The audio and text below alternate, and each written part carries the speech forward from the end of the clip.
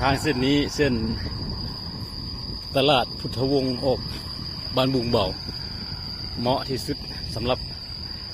การปั่นรถถีบเส้นทางสี่เด็กกับรถเล่นไปเล่นมาบ่หลายบ่มีรถใหญ่มีแต่รถจักรกับรถถีบเด็กน้อยกับขี่รถแบบสบายๆถ้าเขาปั่นรถนี่เหมาะเลย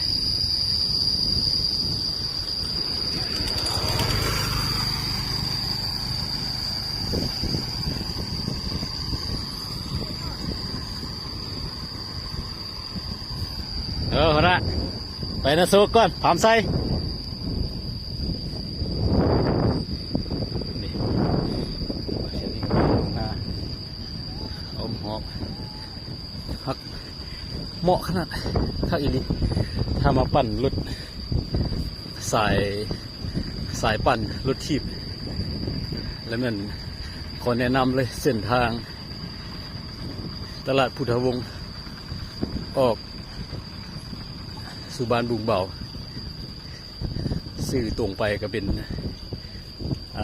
ออกไปเวียดนามไปแล้วนะแต่ว่าทางเส้นนี้เหมาะที่สุดเหมาะอะไร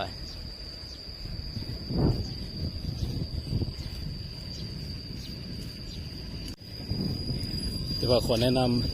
ำปั่นฮอดแต่ทางหลวงตัวนี้แล้วก็แนะนำให้กลับเนาะเพราะว่าทางเลข12ออกสู่เวียดนามมีรถหลายเป็นรถใหญ่รถบรรทุกนัก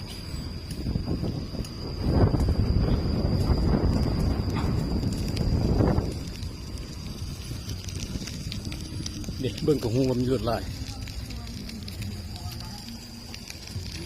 พอจะขึ้นมาก็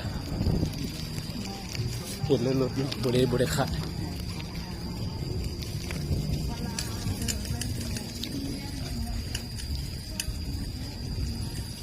ทางกำลังซ่อมแปลง